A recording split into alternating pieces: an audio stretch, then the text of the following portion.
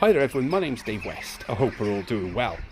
So back with another review then, and today I'm checking out the Reolink Elite Floodlight WiFi security camera. Now for full disclosure, Reolink did send me the camera free of charge in exchange for this review, but the fact that it was free doesn't sway my opinion in any way, and if there's anything wrong with it, I will tell you. As with all Reolink gear, the camera comes in this really lovely blue box. Yes, I know it's a blue box, but there is something to be said about first impressions and good presentation, and this does not disappoint. Inside, it's not completely comprehensive. You just get the camera.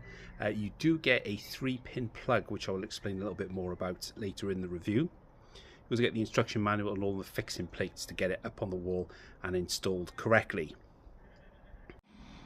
Right then, so this may well be your first review up a ladder. But as it's up on the wall, I thought I'd get up close to it and just walk you very quickly through some of the features.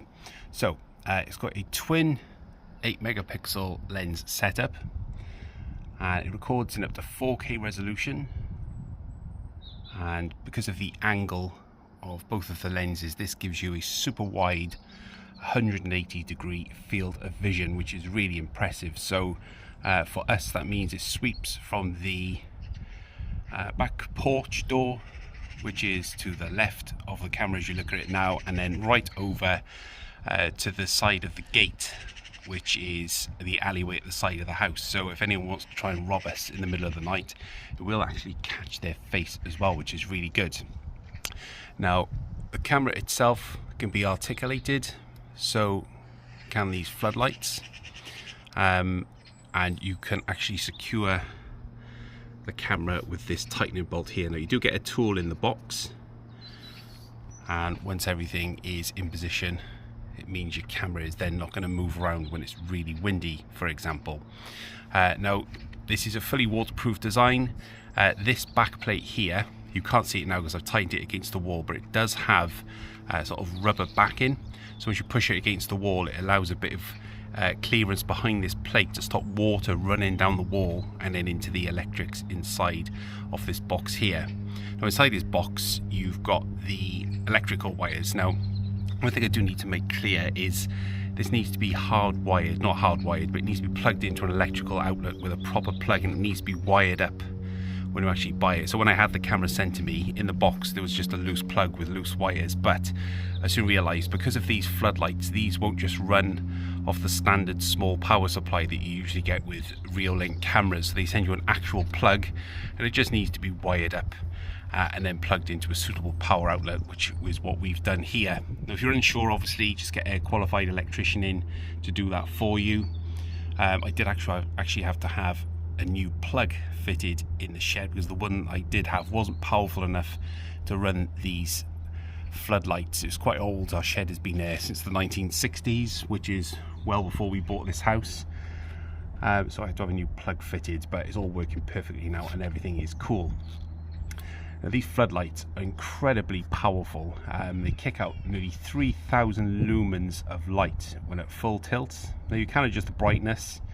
I have mine around about 3/4. No need to have it on full brightness, because even at 3/4 it is plenty enough to light up this garden in the middle of the night.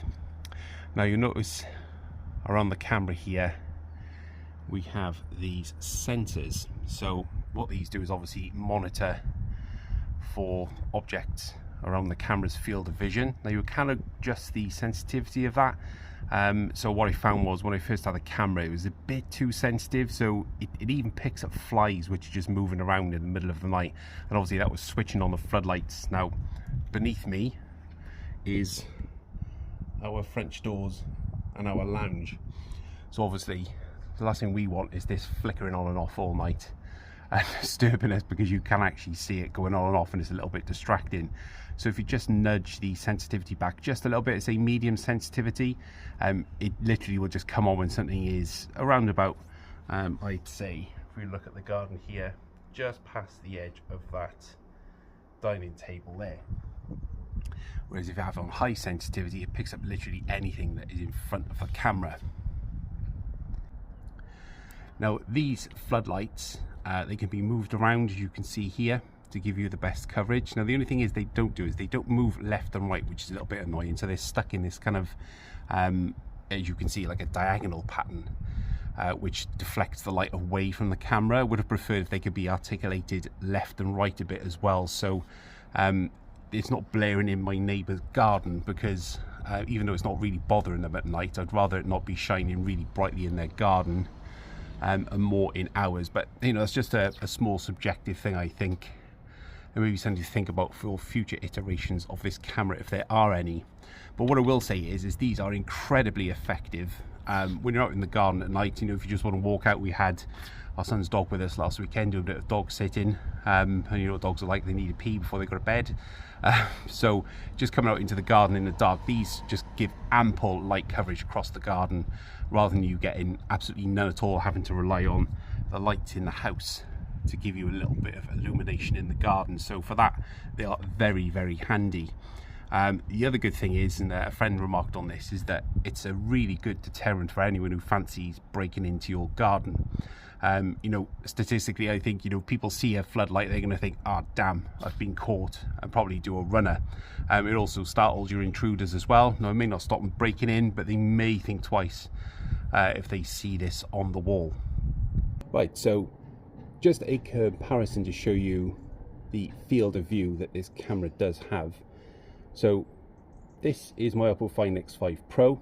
Now bear in mind, you do lose a bit of the width in the vision because of the image stabilization. That can't be turned off with this phone, so it crops in a little bit to give you a stable image when you're walking.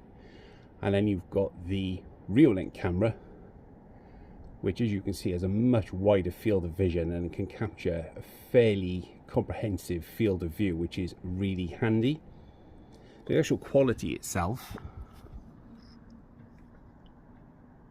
the quality is subjective, I know, but for a security camera, it's actually very tidy indeed. Now, when you pinch in on the video, you obviously do see degradation in quality, so it's not exactly pin sharp, but for just general viewing, I think it's absolutely spot on. The golden points for the Reolink system as a whole, I think, for me, is local storage on board the camera, so you don't have to mess around with a server or anything. You can have a server, but it's nice to have the option. You've got the hub you can record to as well, rather than having onboard storage. And obviously, you know, the USP of this camera is these incredible floodlights, which are mega. You know, 3000 lumens is incredibly bright, and the area that it covers is really, really impressive. Obviously, you know, the USP is only useful at night, but it's nice to have it there. And if it's the difference between able to see a robber in the dark versus, you know, infrared lights, which, you know, can only do so much, that is worth its weight in gold, in my opinion. The other good selling point for the Reolink system is the application. I can't overstate this enough. It's such a good application, being, you know, really well supported over the years, and they've, you know, refined it and, you know, put useful features in there, you know, refreshed the UI just to make it look a bit more appealing, and things like, you know, being able to filter through, you know, different trigger events, so you don't have to sort of wade through hours and hours of footage, is really, really handy. So for that, it gets my vote, I think. I'm just going to go out and say it. Very impressive piece of kit. You know, the price is subjective and we want to spend less, but if you're looking for something that's going to be able to monitor your property and basically light it up like daylight, bit of an exaggeration, but it's incredibly bright, this is a really, really good option. So if you've got any comments or questions about anything that you see in this video, please leave those down in the comments and I'll get back to you as soon as possible.